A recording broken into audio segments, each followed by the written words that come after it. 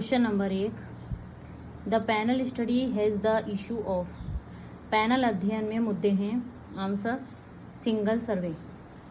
Question number 2, Indian institute of mass communication was established in the year. भारतीय जनसंचार संस्थान की स्थापना किस वर्ष हुई थी? Answer 1965। Question number 3, statement first, Moodle is an example of a learning management system. Statement 2, Mentimeter is a tool used for creating online surveys. Answer both statement first or statement second are true.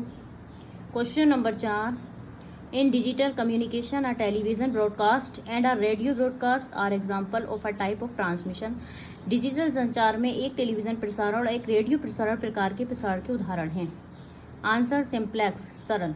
Question number 5, study in which a group of participation is observed and measures over a period of time refers to। एक अध्ययन जिसमें प्रतिभागियों के एक समूह को समय की अवधि में देखा और मापा जाता है उसे संदर्भित करता है। आंसर लॉन्गिट्यूडनल रिसर्च, अनुदैर्ध्य अनुसंधान।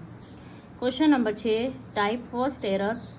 Answer reject null hypothesis when it is true.